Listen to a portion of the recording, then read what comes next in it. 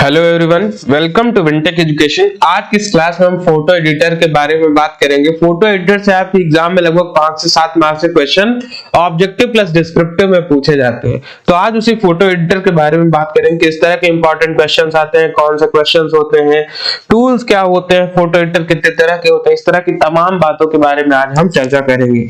चलिए यहाँ पर देखते हैं फोटो एडिटर के बारे में। तो यहाँ पर बहुत सारे फोटो एडिटर का हमने नाम लिखा है, जैसे Adobe Photoshop, Corel paint shop pro, Skylum, Aurora, SDR, Canva, stencil, PicMonkey, capture one. Photoshop के लिए Adobe Photoshop, Corel paint shop pro, skyline, SDR, Canva, stencil, PicMonkey, capture one. आप देख सकते हैं ये कुछ एडिटर्स हैं। इसके बाद हम बात करेंगे फोटो एडिटर्स में क्या क्या चीजें होती है। तो किसी भी फोटो एडिटर का रेजोल्यूशन यानी उसकी साइज जानने के लिए हमको सबसे ज्यादा जरूरत पड़ती है किसकी? हमको फोटो एडिटर में उसके मेजरमेंट की जरूरत होती है। जैसे अगर हम बात करें किसी भी फोटो एडिटर में, तो पिक्सल बहुत ही ज्यादा इंपॉर्टेंट भूमिका अदा करता है। अगर हम बात करें किसी इमेज की, तो पिक्सल की, तो वो अगर 640 क्रॉस 480 का है, इसका मतलब उसकी हाइट और विड्थ की हम बात कर रहे हैं। अगर आप मैं ये एक जो है यहाँ पर मैंने कुछ लिखा हुआ है, आप इसमें देखें तो इसमें नंबर ऑफ डॉट्स क्या है? बहुत ही कम है। नंबर ऑफ डॉट्स कम होंगे तो इमेज की क्लैरिटी उतनी ही कम होगी। जैसे जैसे नंबर ऑफ डॉट्स बढ़ेंगे, नंबर ऑफ पिक्सेल्स बढ़ेंगे, इमेज क्लैरिटी क्या होगी? उतनी ही ज्यादा ग्रो करेगी, उतनी ही ज्यादा बढ़ेगी। तो ये यहाँ पर बहुत ही अहम भूमिका अदा करता है पिक्सल। तो इसके साथ साथ हम बात करें अगर रेजोल्यूशन की, रेजोल्यूशन क्या होता है? किसी भी इमेज का जो रेजोल्यूशन है, रेजोल्यूशन, ठीक है, रेजोल्यूशन की बात करें तो डायमेंशंस जो पिक्सेल्स होती है वो साइज लो रेजोल्यूशन, यानी कि अगर किसी की साइज जो है कहा जा रहा है कि लो रेजोल्यूशन है, यानी उसकी साइज क्या होगी? इमेज की छोटी होगी। इसके बाद इमेज में एक बात कही जाती है कंप्रेशन की। क्या कहा जाता है? कंप्रेशन। कंप्रेशन क्या होता है, आइए इसको समझ लेते हैं। तो कंप्रेशन क्या है? एक तरह का फंक्शन है जो, देखिए होता क्या है कि कहा जाता है कि compression is a function of camera internal programming to take a picture and store in less space than it would normally fill. किसी भी कैमरे से अगर आप कोई पिक्चर ले रहे हैं, किसी भी कैमरे से कोई पिक्चर ले रहे हैं, तो वो प्रोग्रामेटिकली उसको हाई या लो साइज में हाई साइज में सेट कर देता है। अब उसी हाई साइज इमेज को छोटी करने के लिए कंप्रेशन का इस्तेमाल किया जा सकता है। जैसे आपने किसी कैमरे से, नॉर्मल कैमरे से एक फोटो लिया, और वो फोटो आपने कोई एक नॉर्मल कैमरे से फोटो लिया, और फोटो जो है आपकी क्या होती है? हाई साइज में सेव हो जाती है। तो किसी फोटो की जो साइज होती है, जैसे कि एमबी में आ गई, मान लीजिए कोई 5 MB 10 MB की फोटो आ गई। अब इस फोटो को कम साइज में करना, किसी भी हाई स्पेस ऑक्यूपाई करने वाले फोटो की साइज को कम करने का जो नियम होता है, वही क्या कहलाता है? कंप्रेशन कहलाता है। तो बहुत सारे फाइल फॉर्मेट होते हैं किसी भी इमेज के लिए। तो जैसे सबसे पहले अगर हम बात करें फाइल फॉर्मेट की, तो फाइल फॉर्मेट बहुत सारे होते हैं, जैसे कि आपका जेपीजी हुआ, जेपीईजी हुआ। तो इस तरह के बहुत सारे फाइल फॉर्मेट होते हैं जिसके बारे में हम बात करेंगे आपसे। तो जिसमें सबसे पहला हमारा होता है जेपीईजी। जेपीईजी के बजाय इसको जो है dot JPG, dot JPEG, dot JFIF और डॉट पीजेईपी के नामों से जाना जाता है। इन जो जेपीईजी है, इसका पूरा नाम होता है joint photographic expert group. Joint photographic expert group, इसका क्या नाम होता है? Joint photographic expert group. इसी के साथ साथ आपके पास एक होता है पीएनजी। पीएनजी का पूरा नाम होता है portable network graphics. Portable network graphics, इनकी साइज इमेज की हाई होती है और ये ट्रांसपेरेंट इमेज होते हैं, ट्रांसपेरेंट इमेज होते हैं। इसी तरह से एसवीजी आपके पास होता है, ट्रांसपेरेंट हो ये जरूरी नहीं है लेकिन ये अधिकतर ट्रांसपेरेंट। एसवीजी की बात करें तो स्केलेबल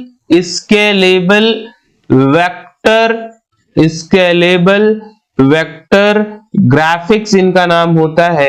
इसके बाद हम बात करें अगर WEP, तो ये क्या होता है, वेब पिक्चर फॉर्मेट। इसका पूरा नाम होता है वेब पिक्चर फॉर्मेट। इसके बाद अगर हम बात करें GIF की, तो GIF का पूरा नाम होता है ग्राफिक्स इंटरचेंज फॉर्मेट। इसका पूरा नाम क्या होता है, ग्राफिक्स इंटरचेंज फॉर्मेट। इसी के साथ साथ एक हम और बात करेंगे TIFF, tagged image file format. तो इस तरह से हमने कुछ नाम बताए, जैसे JPEG, तो JPEG का पूरा नाम होता है ज्वाइंट फोटोग्राफिक एक्सपर्ट ग्रुप। अगर हम बात करें PNG की, तो PNG का पूरा नाम होता है पोर्टेबल नेटवर्क ग्राफिक्स ट्रांसपेरेंट। अगर बात करें SVG की, तो SVG का पूरा नाम होता है स्केलेबल वेक्टर ग्राफिक्स। अगर हम बात करें WEPB की, तो ये क्या होता है, वेब पिक्चर फॉर्मेट। अगर बात करें GIF की, GIF भी इमेज का एक फॉर्मेट है जो कि ग्राफिक्स इंटरचेंज फॉर्मेट। इसके साथ हम बात करें TIFF की, तो टैग्ड इमेज फाइल फॉर्मेट। एक इमेज सबसे ज्यादा ये भी इंपॉर्टेंट है BMP। जब भी आप किसी पेंट सॉफ्टवेयर, जो माइक्रोसॉफ्ट का पेंट, जो आपके माइक्रोसॉफ्ट विंडोज का पेंट सॉफ्टवेयर होता है, उसका जो बाय डिफॉल्ट एक्सटेंशन होता है वो होता है .BMP। BMP का मतलब होता है बिट मैप इमेज।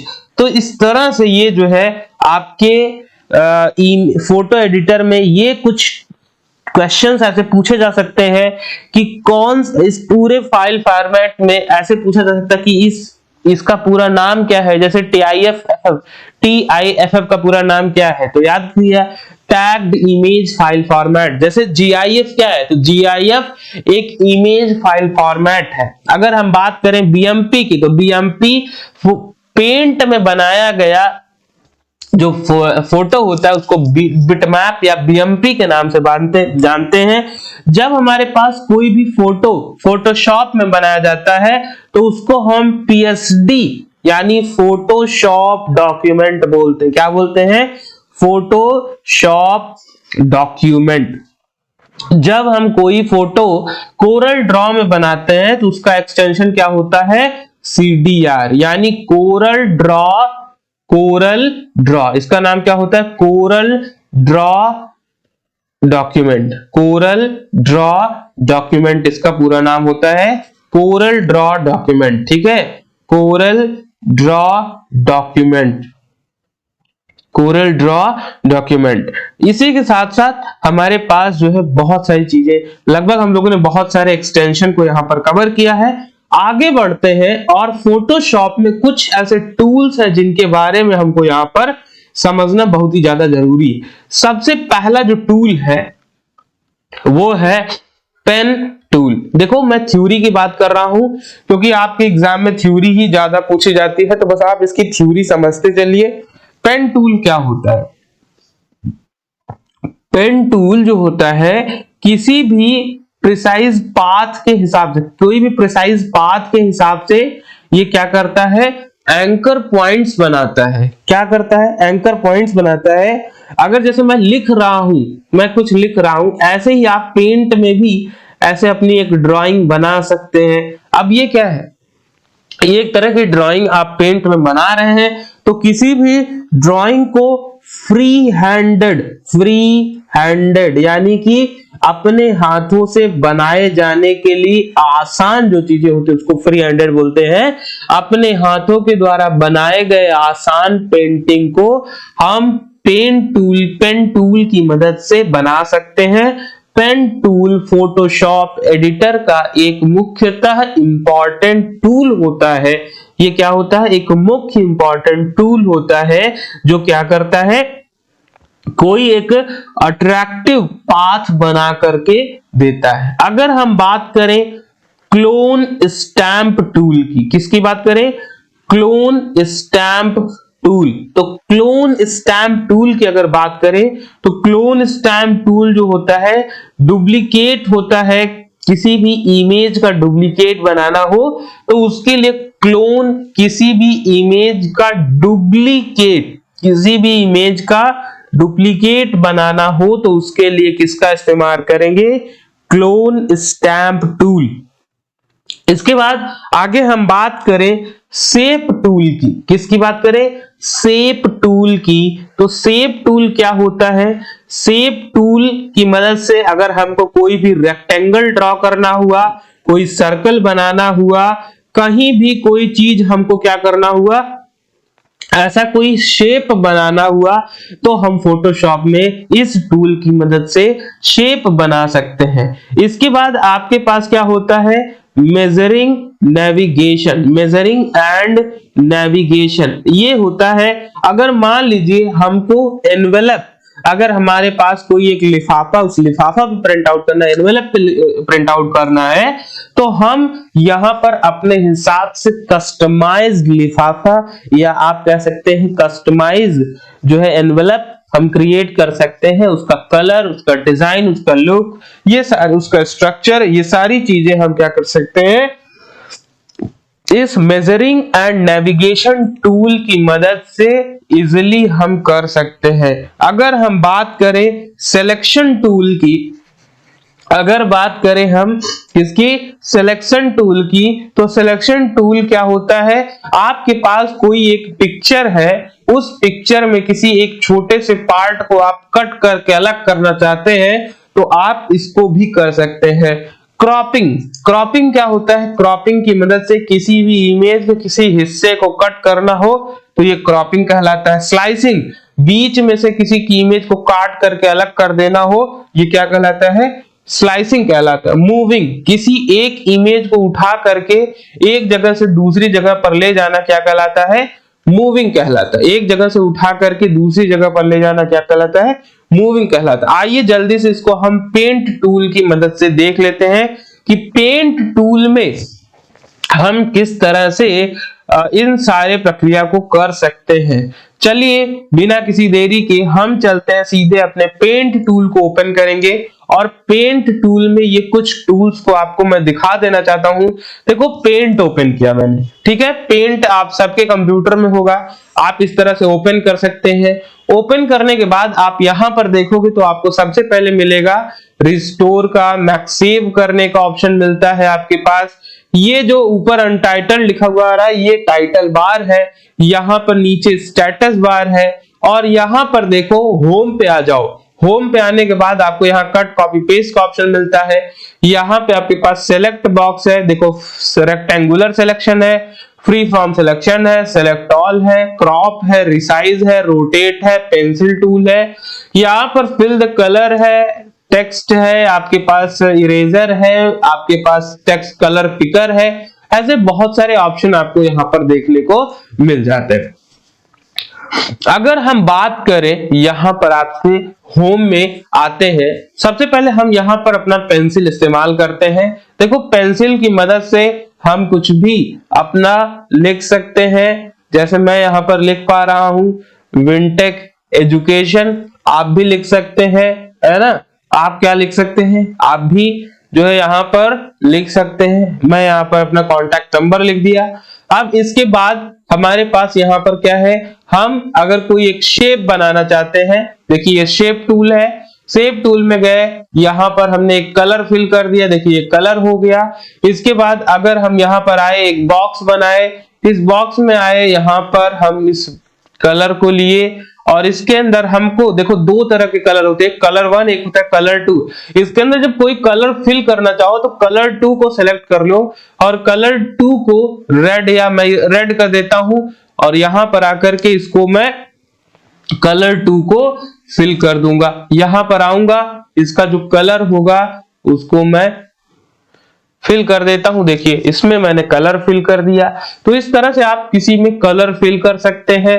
अगर आप यहां पर इसका कलर चूज करना चाहते हैं, भाई मान लो कहीं से देखना चाहते हैं इसका कौन सा कलर है, तो देखिए ब्लैक कलर यहां पर था तो हमको मिल गया। इस तरह से हम क्या कर सकते हैं, यहां पर अलग अलग कलर को चूज कर सकते हैं। किसी भी इमेज की साइज को छोटी करनी हो तो हम यहां से रिसाइज कर सकते हैं।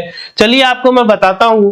मान लीजिए आप स्कॉलरशिप का फॉर्म भरने जाते हैं और फॉर्म भरते समय आपको क्या जरूरत पड़ती है, आपको जरूरत पड़ती है किसी एक फोटो को एडिट करने के लिए। अब किसी फोटो को आप कैसे एडिट करिएगा, मान लीजिए मेरे पास स्क्रीन पर ये अटल बिहारी वाजपेयी जी की फोटो है, इसको मुझे क्रॉप करके उस साइज में बनाना है ताकि हम क्या कर सके, ताकि हम इसको जो है किसी जगह पर अपलोड कर पाए। मान लीजिए स्कॉलरशिप का फॉर्म भरना है, फोटो एडिट करनी होगी, तो कैसे रिसाइज करिएगा। यहां पर देखो रिसाइज का बटन है, रिसाइज पे जाओ, इस पिक्सल पे जाओ और इसको जो है क्या करो, पिक्सल को यहां पर जो एस्पेक्ट रेशियो मेंटेन हो रही है इसको कम करके इसको आप ऐसे दे दो 2।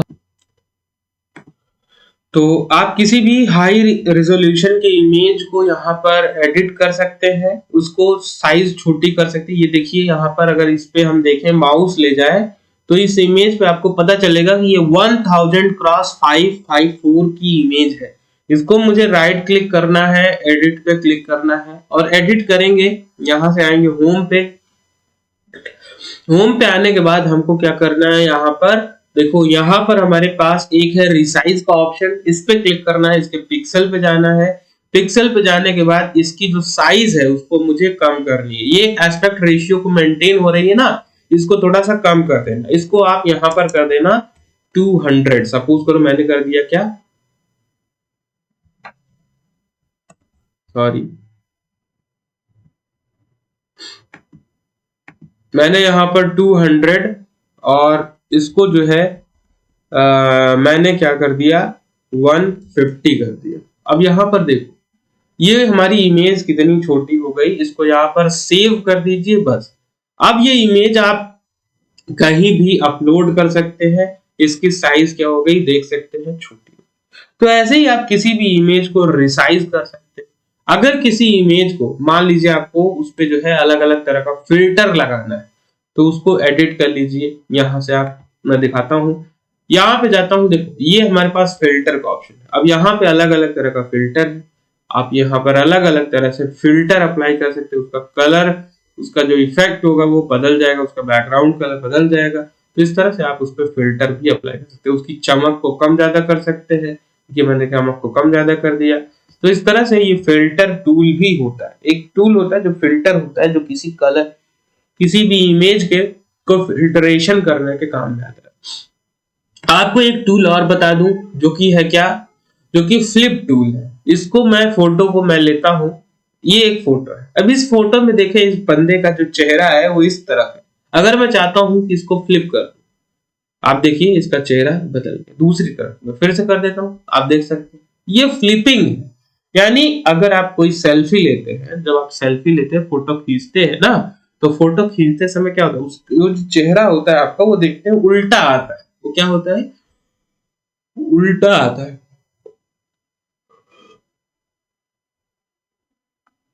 सॉरी। तो अगर आप उसको फ्लिप कर देते हैं तो वो क्या होगा, उसका चेहरा दूसरी तरफ बदल ऐसे हो जाए। ठीक है, ऐसे देख सकते हैं ये फ्लिपिंग। और रोटेट क्या है, अब जैसे इस फोटो को मैं रोटेट कर दूं, घुमा दूं, यानी चारों तरफ घुमा सकते हैं। ऐसे देखिए घूम रहा है ना, चारों तरफ ये घूम रहा है, ये रोटेट है। तो रोटेट और फ्लिप के अंदर आप कंफ्यूजन मत होइए, क्रिएट करिएगा अपने मन में।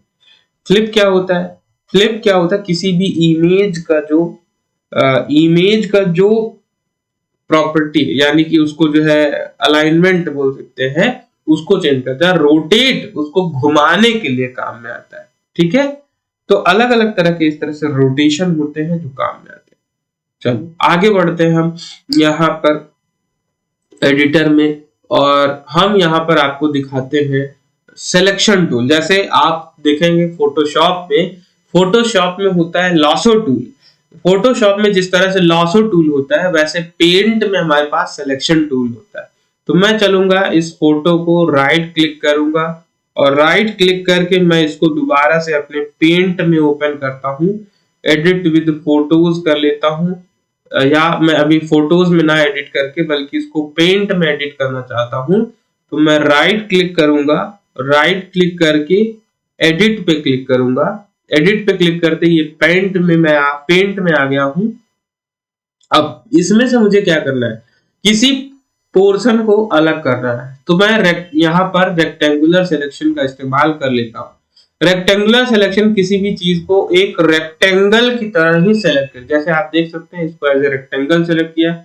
इस पार्ट को मैं हटा करके यहाँ से हटा सकता हूं, आप देख सकते हैं यहाँ पर ऐसे मैंने इसको हटा दिया, यहाँ से ऐसे मैंने डिलीट कर दिया।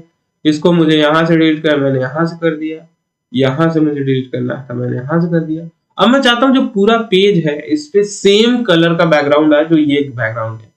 तो यहाँ जाएंगे, इस पे देखो कलर पिकर है, इसको चूज करेंगे और यहाँ पे देखो ये बकेट है, इसको ले आएंगे और यहाँ पर फिर देखो सारे पेज का बैकग्राउंड ही क्या हो गया, चेंज हो गया। अब मुझे चाहिए क्या, इसको मुझे डिलीट करना है।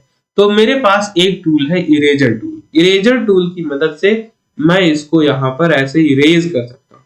अब आप देख सकते हैं मैं इरेज कर रहा हूँ तो इसका कलर थोड़ा सा बदल जा रहा है। अभी इसका कलर हम लोग सही कर लेंगे। कलर कैसे सही करेंगे, चिंता मत करिएगा, अभी देखिएगा चुटकियों में हम इस काम को कर पाएंगे। तो हम इसमें से जो है इसको देखिए यहाँ पर आते हैं, इस बकेट को लेते हैं और ये बस ऐसे डॉट्स फिल करते चला जाना है और आप देख सकते हैं इसमें जो है कलर यहाँ पर इस तरह से फिल हो गया।